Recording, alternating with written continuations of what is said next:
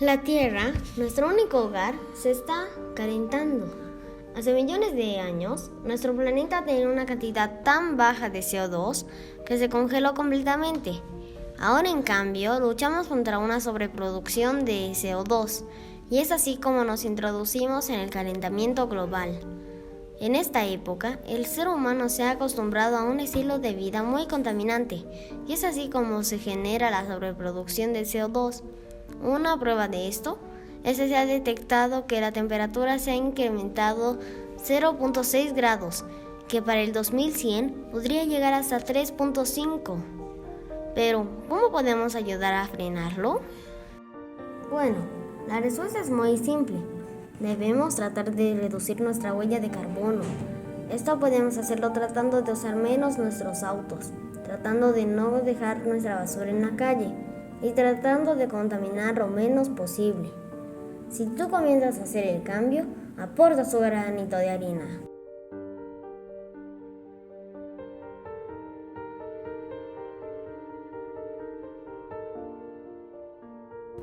Creo que es ambos, porque el cambio climático ha sido parte de la historia de la Tierra desde 4.500 billones de años atrás. La Tierra ha tenido ciclos en los que se ha enfriado y se ha calentado, pero esta última etapa de cambio climático que hemos venido viviendo se ha acelerado debido a los procesos que el hombre ha contribuido para la generación de gases de efecto invernadero. Entonces, si bien el cambio climático es parte de la Tierra, este último periodo ha sido una aceleración de este proceso.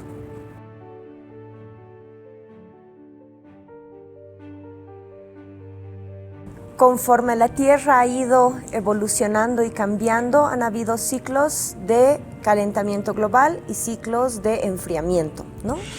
Pero en el último periodo, que se llama ahora Antropoceno, hemos tenido una gran cantidad extra de emisión de gases de efecto invernadero. En este caso nos referimos a dos particularidades bien importantes. La primera, la creación de industrias que emiten mucho dióxido de carbono, ¿no?, sin regulación. Y la segunda es la pérdida de los bosques, porque a nivel mundial la Tierra es una especie de máquina perfecta en equilibrio. Pero cuando el hombre empieza a actuar sobre ella y a depredar la cantidad de árboles que contienen o mantienen el dióxido de carbono entre sus hojas, sus raíces, su tronco, sus ramas, de repente se ha empezado a emitir mucho más dióxido de carbono porque ya no tenías esa especie de filtro que absorba los excesos, ¿no? Entonces es lo que ha ido pasando para que ahora tengamos niveles tan altos de dióxido de carbono en la atmósfera.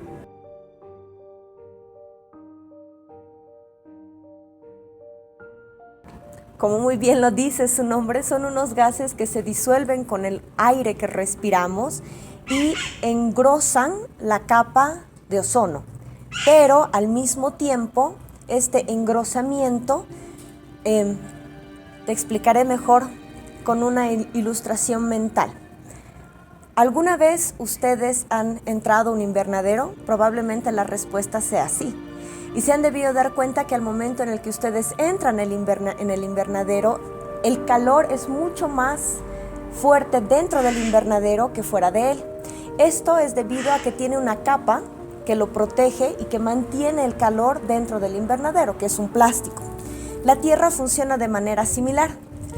Todo lo que denominamos como capa de ozono es el plástico que cubre el invernadero de la Tierra, pero es un plástico diferente al que ustedes tienen en el invernadero porque permite que los rayos del sol ingresen a través de la capa de ozono, reboten con la Tierra y muchos de ellos vuelven a salir al espacio, no se quedan. Entonces la Tierra mantiene una temperatura constante. Pero los gases de efecto invernadero hacen que esta capa se vuelva un poco más gruesa, por lo que el rayo del sol entra, rebota con la Tierra, pero ya no sale la misma cantidad de energía que salía antes, sino que se queda dando vueltas en el mundo. Y eso hace que nosotros sintamos mucho más calor dentro de la Tierra ahora que como era antes. A eso se denominan gases de efecto invernadero, los que hacen que el engrosamiento de la capa de ozono retenga mucha más concentración de la energía solar y tiene como consecuencia el calentamiento y el derretimiento de los polos, tanto el norte como el sur, y la pérdida de glaciales a nivel mundial.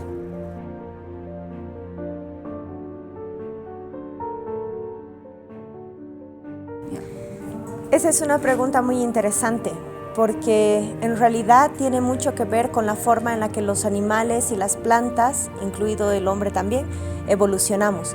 A lo largo del tiempo, los animales se han ido especializando en ciertos lugares, es decir, el polo norte y el polo sur son extremos climáticos, son lugares donde hace demasiado frío. Y no es que de repente alguien encendió un interruptor y al oso polar le salió mucha grasa y su piel se volvió gruesa, sino que ha sido todo un proceso de año tras año, generación tras generación, hasta que han llegado a esa calidad de especiación. Entonces, estos animales se han desarrollado y evolucionado para soportar temperaturas frías extremas. Pero de repente, si tú estás acostumbrado a vivir entre unos deliciosos menos 10 a menos 30 grados centígrados, y sube 2 grados de temperatura el planeta entero, entonces ya no vives en unos deliciosos menos 10 a menos 30. De repente empiezas a tener temperaturas desde 0 hasta menos 10. Y aunque para nosotros los hombres todavía sigue siendo frío, estos animales que tienen características en el cuerpo como la grasa, el pelaje o el grosor de la piel que los protegen del frío, de repente empiezan a cocinarse por dentro, ¿no? Se sofocan y se deshidratan. Esa es la razón por la cual hay muchas muertes de osos polares. Y de la misma manera, como han estado acostumbrados a vivir en un clima tan frío y tan extremo, sus presas favoritas, que son las focas, ya no tienen la capa suficiente de hielo para esconder a las crías y esconderse ellas, lo que hace que los osos se vuelvan más vulnerables, porque no solamente se deshidratan porque sufren de demasiado calor, sino que además no logran conseguir la cantidad suficiente de alimentos.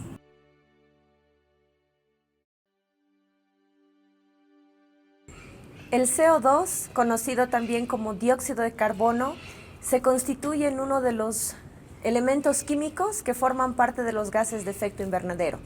Sin embargo, hace más o menos unos 500 millones de años atrás, cuando toda la Tierra estaba cubierta de agua, empezaron a proliferar, es decir, a haber muchas más de unas plantas algas que se llamaban azul verde y que capturaban el dióxido de carbono del agua y lo transformaban en un gas venenoso que se conoce ahora como oxígeno. ¿Por qué les doy esta referencia?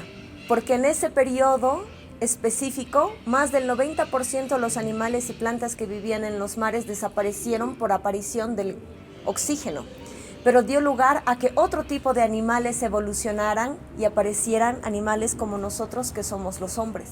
Entonces, el dióxido de carbono actualmente es una parte natural de todos los gases que existen en la atmósfera, pero lo que pasa con estos gases de dióxido de carbono es que, como les decía hace rato, al no haber la cantidad suficiente de árboles que te ayuden a procesar estos gases, se produce este engrosamiento de la capa de ozono y das lugar a que el dióxido de carbono se convierta en gas de efecto invernadero.